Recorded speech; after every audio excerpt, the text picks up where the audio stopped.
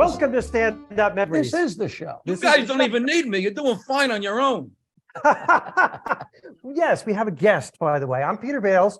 You were Jackie Martling. And I'm going to shut up. And now You like the two Muppets, those old guys in the balcony. Do you know what, Vic? You're the first person that made that observation today. Now listen, we have VIC DIBITETTO here, one of the top stand-up comedians who's had a wonderful career, very funny, and we've had the privilege to kind of grow up together almost. We Yes. started out in comedy around the same time. We've had the hell gigs together, right? And I would like to talk about one. Well, first of all, it's all about me and Okay. Jackie. So don't think you're going to be able to talk on the show. No, please talk about a hell gig that we had back in Okay, the day. I'm gonna give you one name, and I'm gonna see if you remember this. You ready? Yes. Larry Ragland. I think I know the story. I Go. saw her face in the window. She was so ugly, and it was you. Right? Is that? That's Larry Ragland. Go ahead. Can I tell the story? Yes. Sure. Okay, this had to be back in the mid 80s, right? I Yes, think he's been yes. gone a long time. Yeah, and back then when you had a gig with Joey Novick or Phil Selman or what's the other guy? Jim Balazzo. Jim Jim Balazzo. Palazzo's, Roger Paul. Yeah. If you had a car, I would say, you want me to send you an 8x10 in my car or me?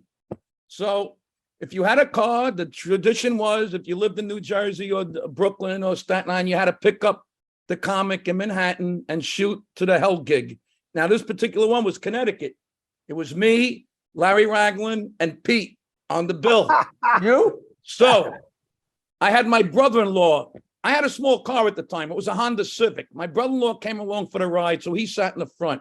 When I went to pick up Larry Ragland, he had to get in the back. Right away, he had an attitude because he had to get in the back.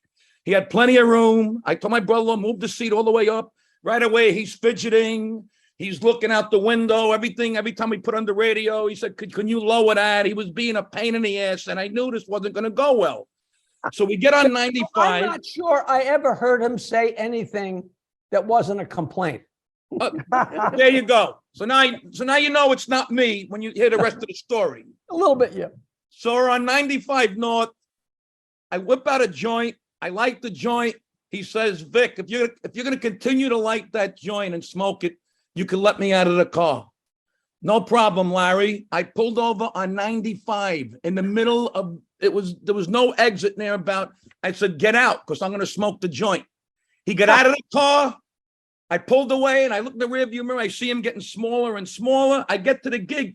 Pete's like, where's Larry Ragland? And I the whole situation. So me and Pete did his time, and we split his money. Fuck him. Is that a joke? You never told me that. That's a true story. You know the joke about Larry Ragland? Is he still standing there? Yeah. When you drive to Yeah, a gig, 6 feet under. when you drive to a gig with Larry Ragland, he's going to get in the car and he's going to say one sentence the entire night. Does this place have food? And that's it. It's a Wow, shame. that Because was on an angry guy. stage, he was great on stage. It's a He shame. was a terrific impressionist. Ed Sullivan, Johnny Mathis. That's how some of the impressions he did. You once told me a story about how your family had a garbage territory. And there was a movie in your family's territory. And Vic, remember the sentence you said to me really intensely. You said, when you see that movie and you see that garbage, remember, that's my God. Yep. That's my God. You got to fill in the blanks there. And I know the movie. It was Moscow on the Hudson with Robin Williams. It was on 14th Street. And that was my garbage in the scene. Very territorial, right? Yeah. Oh, I'm glad you used that word, because that's what it was. It was for the, private sanitation. And, how to work with, with these guys. That's how how do you think I got into Dangerfields? I told Tony Bavacqua, if I pick up your garbage, can you give me stage time? That's how I got into Dangerfields, by picking up his garbage. Oh, I have heard them all, and that is a new one. That I'll get you a date with my sister. I'll get your kid into college. but I'll pick up your garbage is a beauty. As I'm pulling away after my set, I'm honking the horn. The audience is waving at me through the window. I mean, come on. That's so Because great. my route was Midtown Manhattan. You know that Tony is still alive. Still Yeah, he's alive. like 90 something years old. Like 91. Well, James tried to buy it, but that didn't work out. Yeah, Governors was going to buy it, but it didn't work out. Yeah. So I, with everything that went on at Dangerfields, I still remember the place favorably. Really nice times Pete, there. Pete, I got a VHS tape of me, you, and Danny Curtis in the green room in Dangerfield. I got to dig it up. I got to dig it up somewhere. I hope I was behaving okay. Oh, you were great. Here's another name for you. Here's another name, Alan Bursky. Alan Bursky. Wow. He was Now weighing. that's way He back. was weighing coke on a little scale in the green room. I said, I'm getting the fuck out of here. I don't want to get involved with this shit. He was a psychopath. Those were the days. I remember those days. I have a story that I've told so many times, but you got to hear this. There was when I was fooling around with Rodney and, going back and forth with jokes, he called me up and said, tell me if this is too strong. Tell me if it's too strong. I get no respect. I got a parrot that calls me Jew bastard.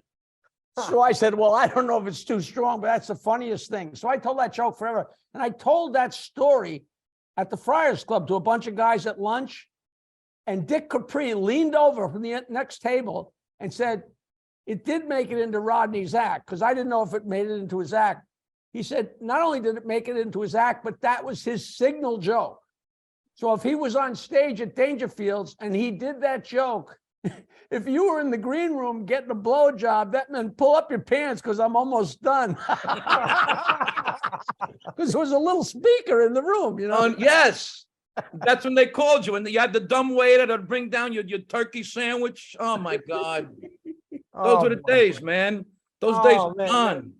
I did a gig a couple of months ago with these young comics. I don't even remember his name. And Johnny Carson came up in a conversation, and he goes to me, "Who's Johnny Carson?" I said, I got to get out of here. I got to go to the bathroom. You know what? We're almost at the point to where they're going to say, who's Jay Leno? I'm telling you. That time is Yeah. raging past, man. Yeah. We're doing this so long. I'm doing this 40 years. 40 But years. you've been doing this. You are still you. You haven't changed. You don't compromise.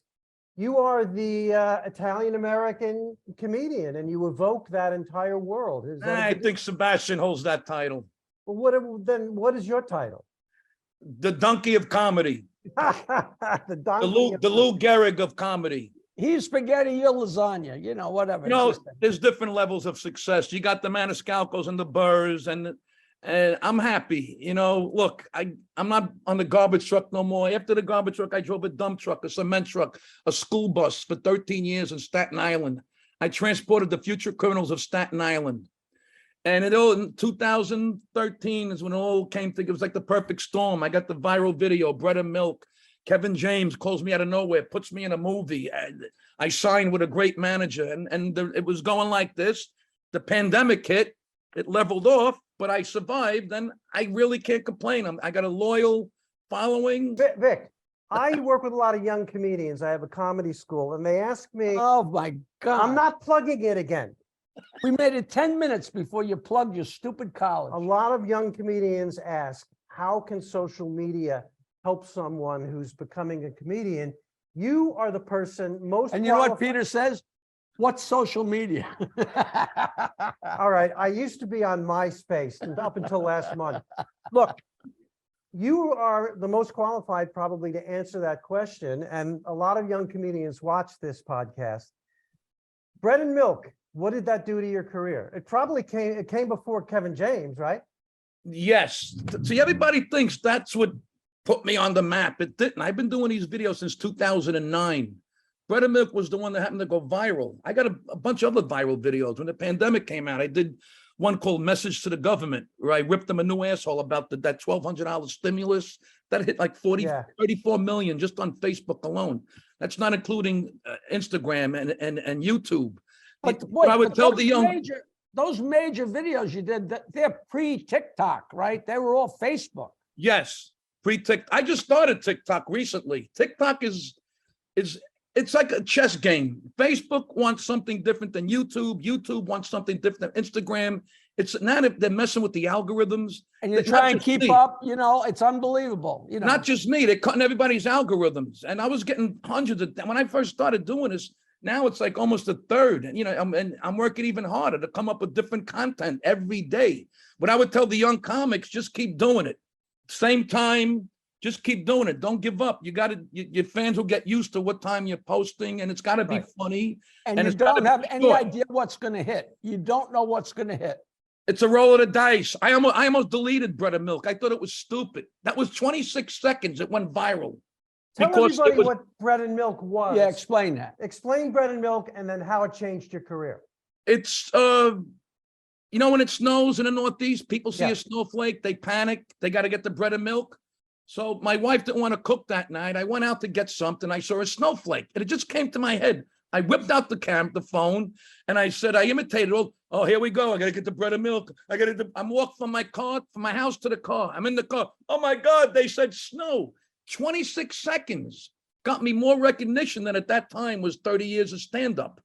It hit a nerve because it was during a snowstorm, and it hit a nerve. It went viral overnight. It was crazy. It hit like the same nerve as like Rodney Dangerfield's wife jokes and Henny Youngman's wife. It was so you could adhere to it, whether you were married or had a girlfriend or you just your mother freaking out that, you know, it's going to snow, you know. The beauty of this one, it comes back every winter. It's like Christmas carols. It comes back every winter. Right. It's amazing. And it bumped up your level of pay and your level of gigs. Mainstream media picked up on it too. Oh, the news. I was on all the news. The Weather Channel played it. It was crazy. It was on every news. I got to ask you, did you ever toy with making Bread and Milk into a film? Because there really is a film there. No, I never, you know. All right, I'm going to go home and write it, and I'll text you. Go ahead. 26 seconds. Call Russell. Talk to Russell. Talk to I his give up. manager. If I had a penny for every project that went nowhere in this business, I'd be a millionaire. You know, Yeah. when I first got off the Stern Show, people interview me and say, what are you doing? And I would say, well, now I'm doing independent movies, and I'm going to keep doing independent movies until one of the ones I did gets finished. There you go. You know, But Vic, you are a highly respected comedian. not by me. Well, by most people. Don't By kid yourself. audiences. I got my and- haters too. Don't kid yourself. We But- all have haters. I know, but you do take a moment to enjoy your success, right? I mean, Absolutely. oh, good. I want to hear Are you that. kidding me? Pete, when my manager sat me and my wife down, because my wife worked on the school bus, she was the matron because we had special ed kids, and you need a matron to watch the kids because I had to drive the bus. We both resigned from the pool company after 13 years. We went to bed that night saying, what the fuck did we just do? You got to sacrifice. And from there on in, it's been, you know, I'm booking the 2025 now. I got theaters, and it's just, look, as long as the people keep coming out, I keep selling tickets, I'll keep doing. I still enjoy being on stage. Of course. See, that level, I mean, I'm looking at next month going, he's booked till 2025.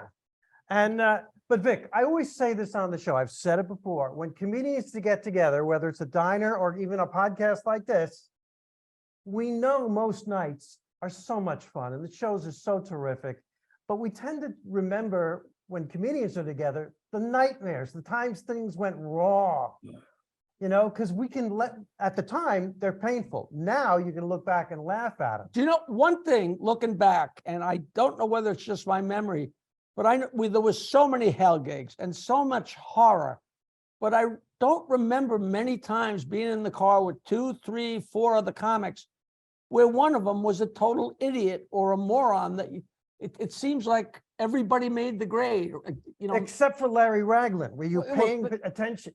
He's still standing on 95. Peter, what's his name? Peter. Bales. No. He set me up for that. No, Pete Fogel. Fogel.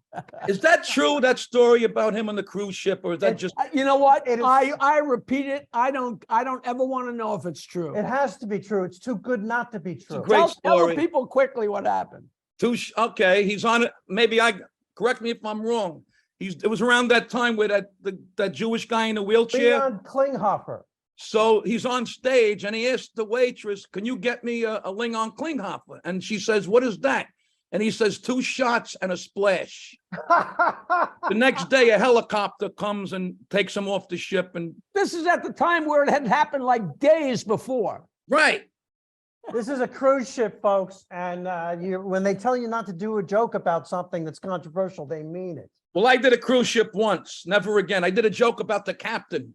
The captain never goes to the show. Out of all the shows, of all the nights, that one night I do that one joke, he's in the audience. It was during, remember the Exxon Valdez? Yeah, yeah. Sure. Because we had to reroute because it was a hurricane. I said, "Relax, folks. The captain of the ship is from the Exxon Valdez." That's funny. That was the end That's of that. funny. I don't like cruises anyway. You're with your audience all week. I don't need that. Now, you're an Italian American yourself. Have you ever had, well, you have the audiences love you, a lot of Italian Americans, but a lot of everybody loves you. But have you ever had a real New York City Italian American crowd that was too much even for you? No, not really. The worst, you know what it is? Now I'm at the point where I'm getting heckled by my own material. People are yelling out bits in my act now. They're yelling out videos. And it's weird because it throws me off, but yet they're not being malicious. Right, they're being complimentary, but they're Right. screwing you up.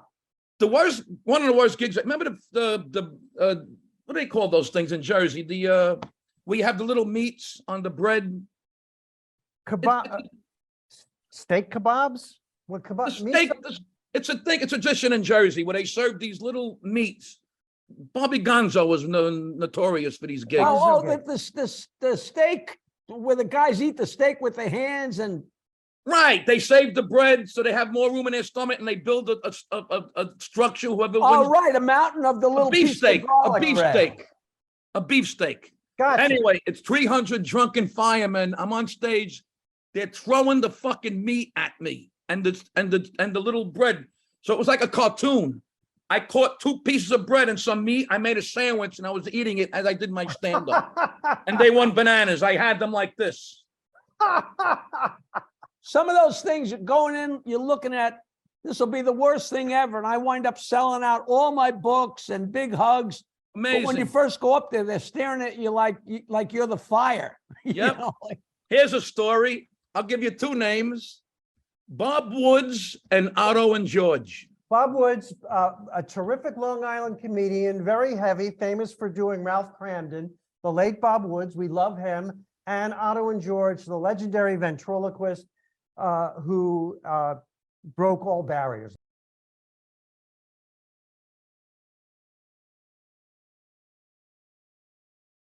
I got Otto and George. Otto's in the front. Woods is in the front. I'm in a Honda Civic. And you know Woods, his knees are hitting the windshield. That's how big he was. Otto's in the back. I'm doing the speed limit. Otto is a nervous wreck. He's doing coke since the beginning of the ride. And he's turning around and he goes, "Boy, Vic, there seems to be a lot of driving involved." And Woods, without a beat, turns to me and goes with that classic line, "Aren't you the master of observation, Wolf Boy?" And he was just breaking his balls. Otto was a wreck. It was just one of many stories. My God. I'm so glad like the 80s. That was like, you know, like Jackie mentioned before, that was like right after the Lenos and the Lettermans. Then it was us. And I started at Pips Comedy Club. I was going to bring up Pips. What are your memories of Pips? It was Pips, where the mobsters Brooklyn. met the lobsters. It was the lineup was Dice, John Maroney, Richard Jenny, me. I was the rookie, you know, and I learned from those guys. John Maroney was my mentor. And eventually he's the one that broke me into Long Island. And that's when you used to book governors, Jackie. And right. And John got me into governors. And it was just a beautiful, it was nice story. I came along at the right time. You know, it's hard. I just wish somebody could make a TV show or a movie that somehow could catch the feeling and just what it was like in the car on the way to a gig. You cannot recapture that. No. It was magic. And I think we knew it at the time, you know. It was a I different. mean, Could you for a imagine few some of these years- guys? Wouldn't you? I would pay to see Otto and George deal with this cancer culture bullshit. You know, it was just, and George Carlin and all these guys with today's society, how fucked up it is. It's a different world. Pluck them from there and put them in today and see what happens. I got to say to the audience, Vic DiBitetto is real. This is him. And That's really him? It's no, but I mean, his what he is now is what he is on stage, is what he is off stage. I mean, you're a real guy, and I'm trying to be as clear as I can. You're a real. I love you, man. I hope we can have Vic on again. I hope This so. this time went super fast. We barely scratched the surface. Wow, that was wow. We sounded like we just. Did you feel- enjoy yourself did with that- us? What's that? Did you enjoy yourself with us? Absolutely. It felt like 5 minutes. I felt know, like- right? it felt like 5 minutes. And that's the yardstick when it goes that quick. So we'll do this again for But- sure. Yeah, but I want to add one Absolutely. thing before we end. Vic, you should feel good that they call out your bits, because that means they know your bits. Yes. During my act, you know what they call out? Not this again. Next. Actually, no, they call out Freebird, which is annoying because I'm sorry. you know. No, you might. I do the setups on this show. He does the punchlines. You guys got a nice chemistry. This has got a good chemistry here. Thank you so much for doing this. Rick, we love you. We definitely want to have you back for some old stories. Absolutely. Hey, you know, this show, Stand Up Memories, is exactly what you're sharing with us today. We love it. Vic DiBitetto, thank you for coming on. Thanks for the brother. memories. All right.